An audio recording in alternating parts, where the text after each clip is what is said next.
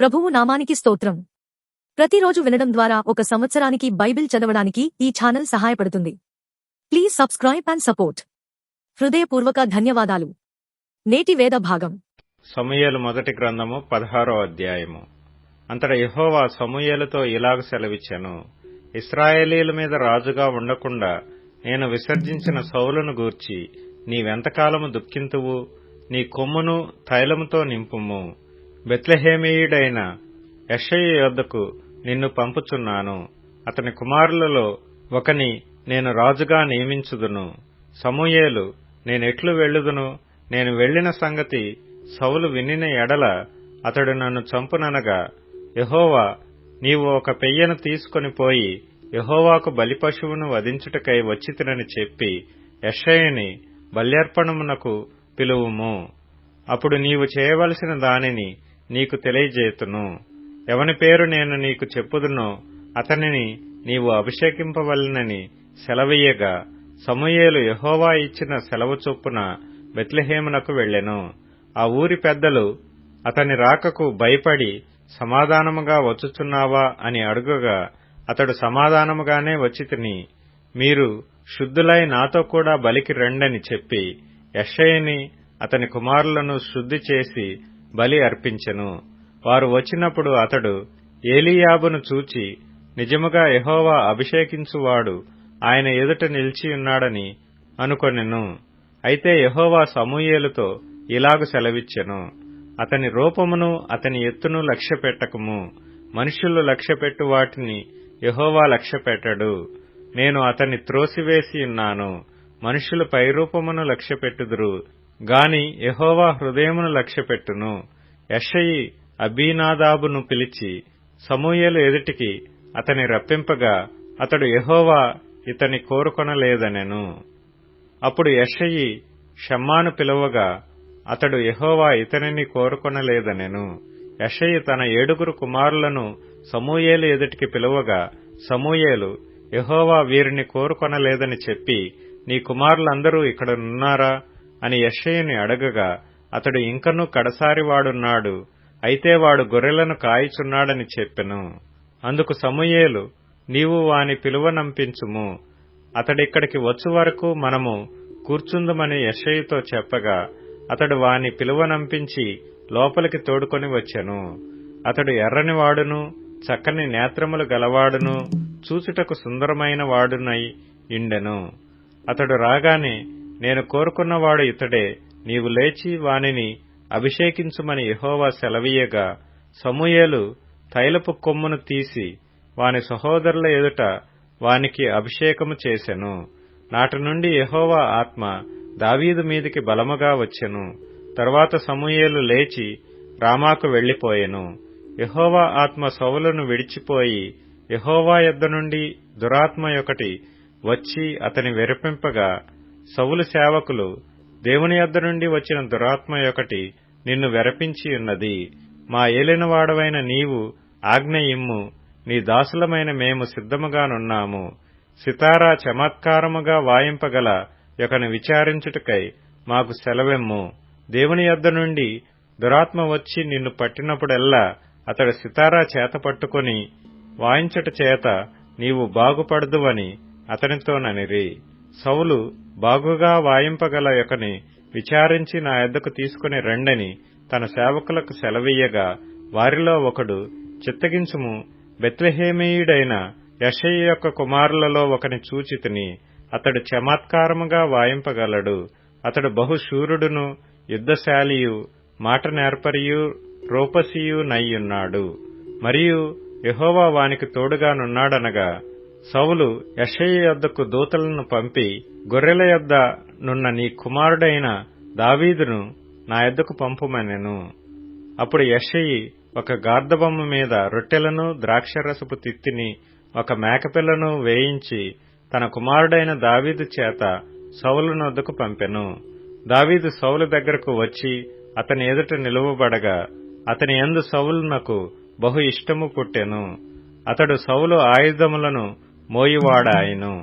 అంతట సౌలు, దావీదు నా అనుగ్రహము పొందెను గనుక అతడు నా సముఖమందు సేవ చేయుటకు ఒప్పుకొనుమని యెషయికి వర్తమానము పంపెను. దేవుని యొద్ద నుండి దురాత్మ వచ్చి సౌలును పట్టినప్పుడెల్లా దావీదు సితారా చేతపట్టుకుని వాయింపగా దురాత్మ అతనిని విడిచిపోయెను. అతడు సేదదీరి బాగాయెను. సమూయేలు మొదటి గ్రంథము 17వ అధ్యాయము.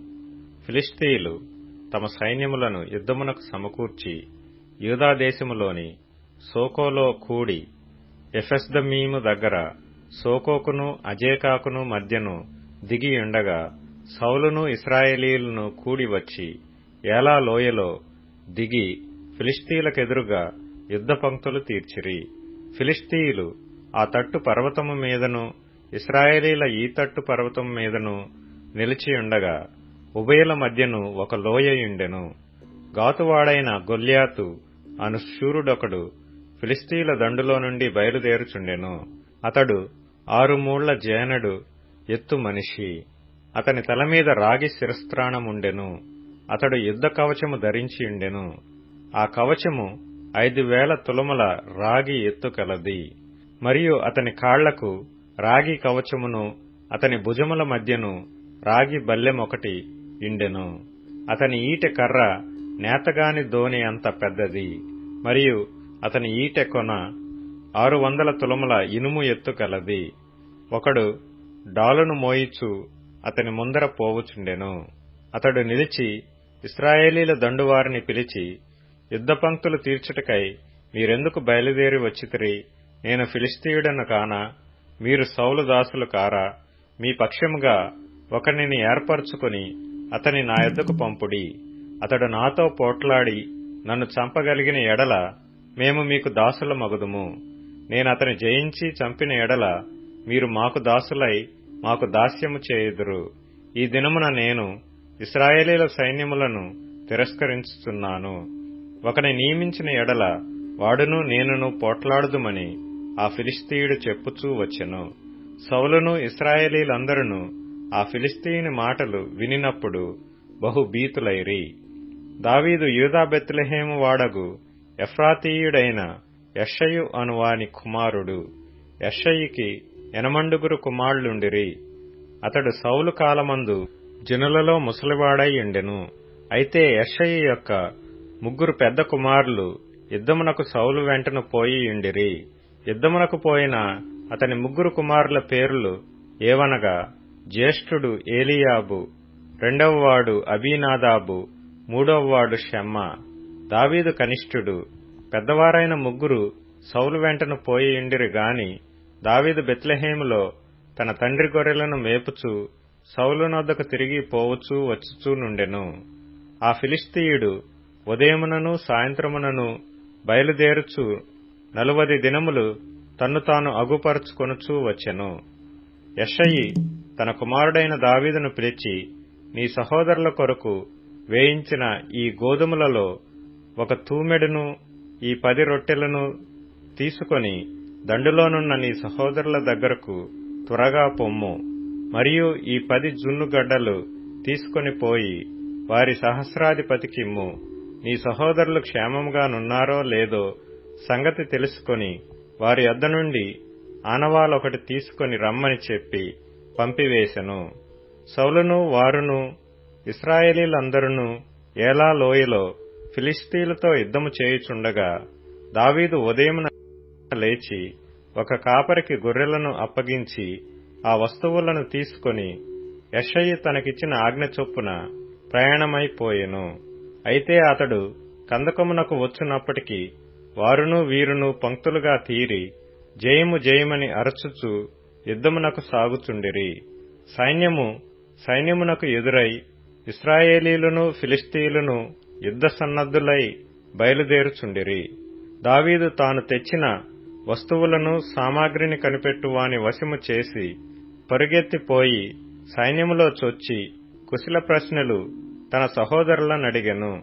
అతడు వారితో మాట్లాడుచుండగా గాతు ఫిలిష్తీయుడైన గొల్యాతు అను శూరుడు ఫిలిష్తీయుల సైన్యములో నుండి వచ్చి పై చెప్పిన మాటల చొప్పున పలుకగా దావీదు వినెను.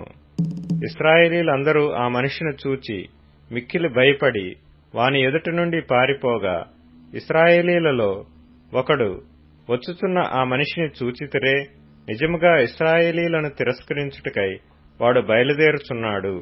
వానిని చంపిన వానికి రాజు బహుగా ఐశ్వర్యము కలుగచేసి తన కుమార్తెనిచ్చి పెండ్లి చేసి వాని తండ్రి ఇంటి వారిని ఇశ్రాయేలీలలో స్వతంత్రులుగా చేయుననగా, దావీదు జీవము గల దేవుని సైన్యములను తిరస్కరించుటకు ఈ సున్నతి లేని ఫిలిష్తీయుడు ఎంతటివాడు? వాని చంపి ఇశ్రాయేలీల నుండి ఈ నింద తొలగించిన వానికి బహుమతి ఏమని తన యొద్ద నిలిచిన వారి నడుగగా, జనులు వాని చంపిన వానికి ఇట్లిట్లు చేయబడునని అతనికుత్తరమిచ్చిరి. అతడు వారితో మాట్లాడునది అతని పెద్దన్నయ్యగు ఏలీయాబునకు వినపడగా, ఏలీయాబునకు దావీదు మీద కోపము వచ్చి అతనితో, నీవిక్కడికెందుకు వచ్చితివి? అరణ్యములోని ఆ చిన్న గొర్రె మందను ఎవరి వశము చేసితివి? నీ గర్వమును నీ హృదయపు చెడుతనమును నేనెరుగుదును. యుద్ధము చూచుటకే గదా నీవు వచ్చితివనెను. అందుకు దావీదు, నేనేమి చేసితిని? మాట మాత్రము పలికితినని చెప్పి అతని యొద్ద నుండి తొలగి తిరిగి మరొకని ఆ ప్రకారమే అడుగగా, జనులు వానికి అదే ప్రకారము ప్రత్యుత్తరమిచ్చిరి. దావీదు చెప్పిన మాటలు నలుగురికిని తెలియగా జనులు ఆ సంగతి సౌలుతో తెలియచెప్పిరి. గనుక అతడు దావీదును పిలువనంపెను. ఈ ఫిలిష్తీయుని బట్టి ఎవరి మనసును కృంగ నిమిత్తము లేదు. మీ దాసుడనైన నేను వానితో పోట్లాడుదునని దావీదు సౌలుతో అనగా, సౌలు, ఈ ఫిలిష్తీయుని ఎదుర్కొని వానితో పోట్లాడుటకు నీకు బలము చాలదు. నీవు బాలుడవు. వాడు బాల్యము నుండి యుద్ధాభ్యాసము చేసిన వాడని దావీదుతో అనెను. అందుకు దావీదు సౌలుతో ఇట్లనెను, మీ దాసుడనైన నేను నా తండ్రి యొక్క గొర్రెలను కాయిచుండ సింహమును ఎలుగుబంటియును వచ్చి మందలో నుండి ఒక గొర్రెపిల్లను ఎత్తుకొని పోవుచుండగా నేను దానిని తరిమి చంపి దాని నోటి నుండి ఆ గొర్రెను విడిపించితిని. అది నా మీదికి రాగా దాని గడ్డము పట్టుకొని దానిని కొట్టి చంపితిని. మీ దాసుడనైన నేను ఆ సింహమును ఎలుగుబంటిని చంపితినే. జీవము గల దేవుని సైన్యములను తిరస్కరించిన ఈ సున్నతి లేని ఫిలిష్తీయుడు వాటిలో ఒకదాని వలె అగుననియు, సింహము యొక్క బలము నుండియు ఎలుగుబంటి యొక్క బలము నుండియు నన్ను రక్షించిన యెహోవా ఈ ఫిలిష్తీయుని చేతిలో నుండి కూడాను నన్ను విడిపించుననియు చెప్పెను. అందుకు సౌలు, పొమ్ము, యెహోవా నీకు తోడుగా నుండునుగాక అని దావీదుతో అనెను. పిమ్మట సౌలు తన యుద్ధ వస్త్రములను దావీదునకు ధరింపచేసి రాగి శిరస్త్రాణమొకటి అతనికి కట్టి యుద్ధ కవచము తొడిగించెను. ఈ సామాగ్రి దావీదునకు వాడుక లేదు గనుక తాను తొడిగిన వాటిపైన కత్తి కట్టుకొని వెళ్లకలిగినది లేనిది చూసుకొనిన తరువాత దావీదు, ఇవి నాకు వాడుక లేదు, వీటితో నేను వెళ్లలేనని సౌలుతో చెప్పి వాటిని తీసివేసి తన కర్ర చేత పట్టుకొని ఏటిలోయలో నుండి 5 నున్నని రాళ్లను ఏరుకొని తన యొద్దనున్న చిక్కములో నుంచుకొని వడిసెల చేత పట్టుకొని ఆ ఫిలిష్తీయుని చేరువకు పోయెను. డాలుమోయువాడు తనకు ముందు నడవగా ఆ ఫిలిష్తీయుడు బయలుదేరి దావీదు దగ్గరకు వచ్చి చుట్టూ పారచూచి దావీదును కనుగొని అతడు బాలుడై ఎర్రటివాడును రూపసీయునై ఇండుట చూచి అతని తృణీకరించెను. ఫిలిష్తీయుడు కర్ర తీసుకొని, నీవు నా మీదకి వచ్చుచున్నావే, నేను కుక్కనా అని దావీదుతో చెప్పి తన దేవతల పేరట దావీదును శపించెను. నా దగ్గరకు రమ్ము, నీ మాంసమును ఆకాశ పక్షులకును భూమృగములకును ఇచ్చివేతునని ఆ ఫిలిష్తీయుడు దావీదుతో అనగా, దావీదు, నీవు కత్తియు ఈటెయు బల్లెమును ధరించుకొని నా మీదకి వచ్చుచున్నావు. అయితే నీవు తిరస్కరించిన ఇశ్రాయేలీల సైన్యములకధిపతియగు యెహోవా పేరట నేను నీ మీదికి వచ్చుచున్నాను. ఈ దినమున యెహోవా నిన్ను నా చేతికి అప్పగించును. నేను నిన్ను చంపి నీ తల తెగవేతును. ఇశ్రాయేలీలలో దేవుడున్నాడని లోక నివాసులందరూ తెలుసుకొనున్నట్లు నేను ఈ దినమున ఫిలిష్తీయుల యొక్క కళేబరములను ఆకాశ పక్షులకును భూమృగములకును ఇత్తును. అప్పుడు యెహోవా కత్తి చేతను ఈటి చేతను రక్షించువాడు కాడని ఈ దండువారందరూ తెలుసుకొందురు. యుద్ధము యెహోవాదే, ఆయన మిమ్మును మా చేతికి అప్పగించునని చెప్పెను. ఆ ఫిలిష్తీయుడు లేచి దావీదును కలియుటకై అతనికి ఎదురు పోగా, దావీదు వానిని ఎదుర్కొనుటకు సైన్యము తట్టు త్వరగా పరిగెత్తుకొని పోయి తన సంచిలో చెయ్యి వేసి అందులో నుండి రాయి ఒకటి తీసి వడిసెలతో విసరి ఆ ఫిలిష్తీయుని నుదుట కొట్టెను. ఆ రాయి వాని నుదుట చొచ్చినందున వాడు నేలను బోర్లపడెను. దావీదు ఫిలిష్తీయుని కంటే బలాఢ్యుడై ఖడ్గము లేకయే వడిసెలతోనూ రాతితోనూ ఆ ఫిలిష్తీయుని కొట్టి చంపెను. వాడు బోర్ల పడగా దావీదు పరిగెత్తిపోయి ఫిలిష్తీయుని మీద నిలుచుండి వాని కత్తి వరదూసి దానితో వాని చంపి వాని తలను తెగవేసెను. ఫిలిష్తీయులు తమ శూరుడు చచ్చుట చూచి పారిపోయిరి. అప్పుడు ఇశ్రాయేలు వారును యూదావారును లేచి జయము జయమని అరచుచు లోయ వరకును షరాయిము ఎక్రోను వరకును ఫిలిష్తీయులను తరుమగా, ఫిలిష్తీయులు హతులై షరాయిము ఎక్రోను మార్గమున గాతు ఎక్రోను అను పట్టణముల వరకు కూలిరి. అప్పుడు ఇశ్రాయేలీయులు ఫిలిష్తీయులను తరుముట మాని తిరిగి వచ్చి వారి డేరాలను దోచుకొనిరి. అయితే దావీదు ఆ ఫిలిష్తీయుని ఆయుధములను తన డేరాలో ఉంచుకొని అతని తలను తీసుకొని యెరూషలేమునకు వచ్చెను. సౌలు దావీదు ఫిలిష్తీయునికి ఎదురుగా పోవుట చూచినప్పుడు తన సైన్యాధిపతి అయిన అబ్నేరును పిలిచి, అబ్నేరు, ఈ యవనుడు ఎవని కుమారుడని అడుగగా, అబ్నేరు, రాజా, నీ ప్రాణము తోడు నాకు తెలియదనెను. అందుకు రాజు, ఈ పడుచువాడు ఎవని కుమారుడో అడిగి తెలుసుకోమని అతనికి ఆజ్ఞ ఇచ్చెను. దావీదు ఫిలిష్తీయుని చంపి తిరిగి వచ్చినప్పుడు అబ్నేరు అతని పిలుచుకొని పోయి ఫిలిష్తీయుని తల చేతనుండగా అతని సౌలు దగ్గరకు తోడుకొని వచ్చెను. సౌలు అతనిని చూచి, చిన్నవాడా, నీవెవని కుమారుడువని అడుగగా, దావీదు, నేను బెత్లెహేమీయుడైన యెషయి అను నీ దాసుని కుమారుడనని ప్రత్యుత్తరమిచ్చెను. సమూయేలు మొదటి గ్రంథము 18వ అధ్యాయము. దావీదు సౌలుతో మాటలాడుట చాలించినప్పుడు యోనాతాను హృదయము దావీదు హృదయముతో కలిసిపోయెను. యోనాతాను దావీదును తనకు ప్రాణ స్నేహితునిగా భావించుకుని అతని ప్రేమించెను. ఆ దినమున అతని తండ్రి ఇంటికి తిరిగి అతని వెళ్లనీయక సౌలు అతనిని చేర్చుకొనెను. దావీదు తనకు ప్రాణ స్నేహితుడని భావించుకొని అతనిని ప్రేమించుచు యోనాతాను అతనితో నిబంధన చేసుకొనెను.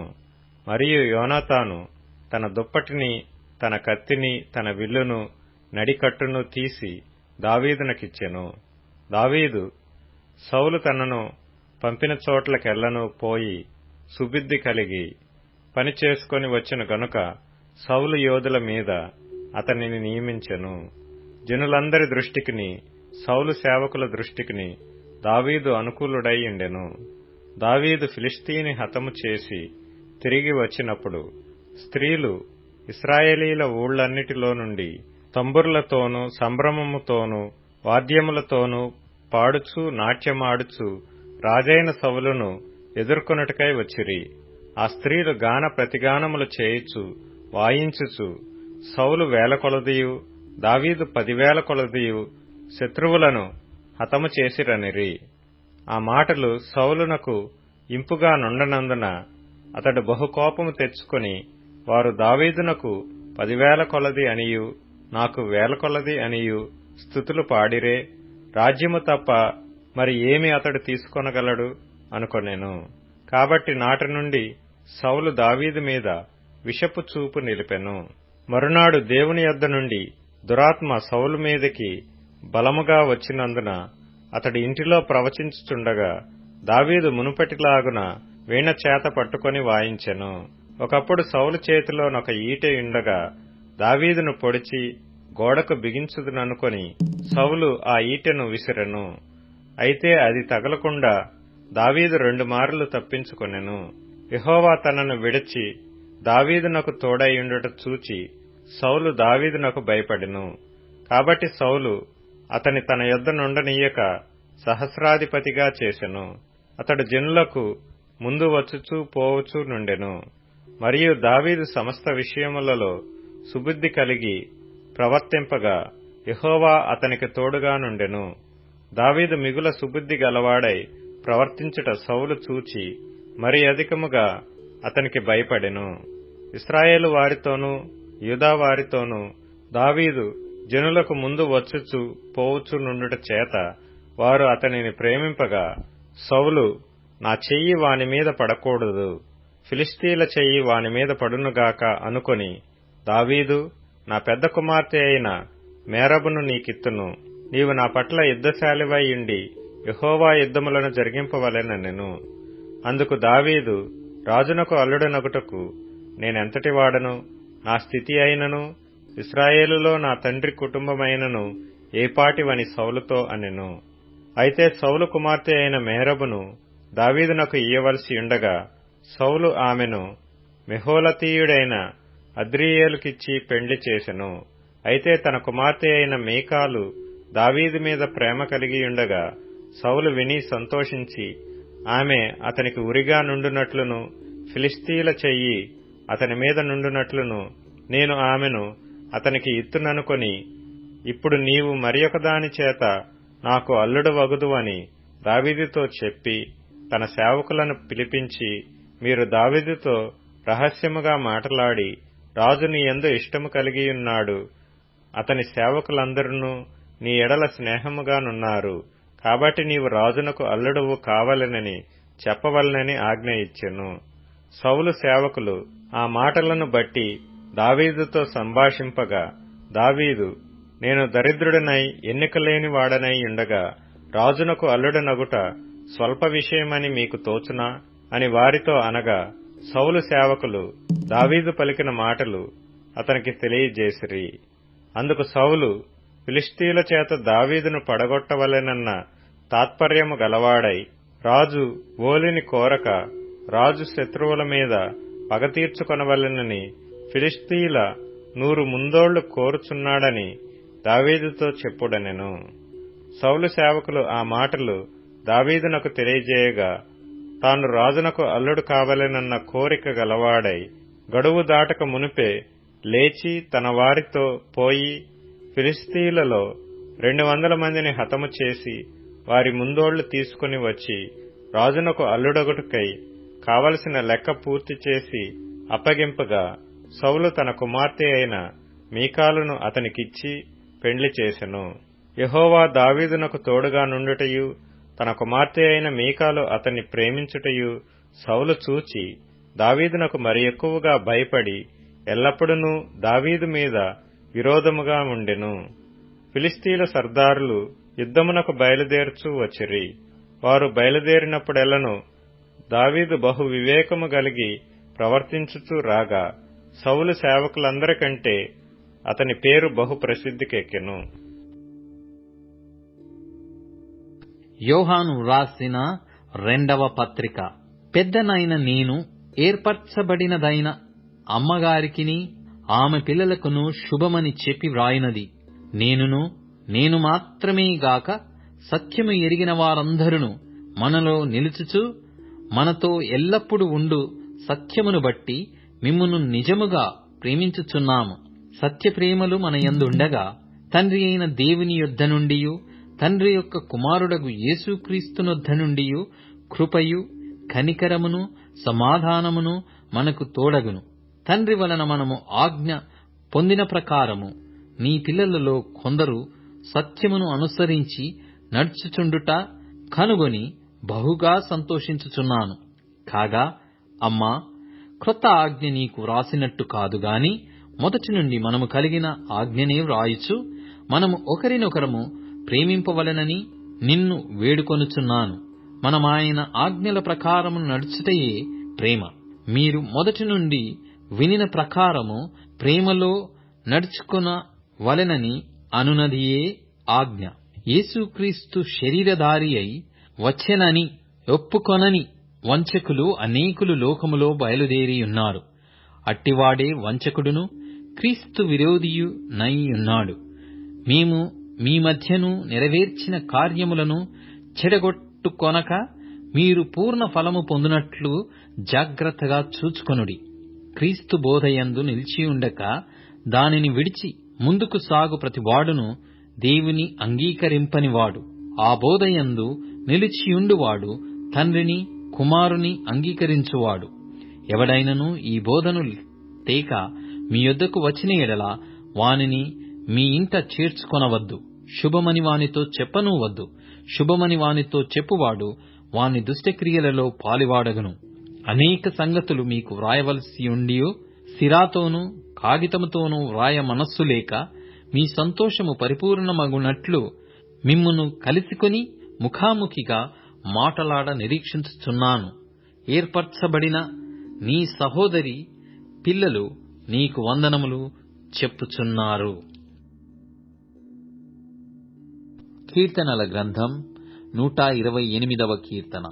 యెహోవా యందు భయభక్తులు కలిగి ఆయన త్రోవల యందు నడుచువారందరూ ధన్యులు. నిశ్చయముగా నీవు నీ చేతుల కష్టార్జితమును అనుభవించెదవు. నీవు ధన్యుడవు, నీకు మేలు కలుగును. నీలోగిట నీ భార్య ఫలించు ద్రాక్షావల్లి వలె నుండును. నీ భోజనపు బల్ల చుట్టూ నీ పిల్లలు ఒలీవ మొక్కల వలె నుందురు. యెహోవా యందు భయభక్తులు గలవాడు ఈలాగు ఆశీర్వదింపబడును. సియోనులో నుండి యెహోవా నిన్ను ఆశీర్వదించును. నీ జీవితకాలమంతయు యెరూషలేమునకు క్షేమము కలుగుట చూచెదవు. నీ పిల్లల పిల్లలను నీవు చూచెదవు. ఇశ్రాయేలు మీద సమాధానముండును గాక. ఇప్పుడు tune in, Spotify, Amazon music మరియు యూట్యూబ్ మ్యూజిక్ లో కూడా అందుబాటులో ఉంది. Please follow us.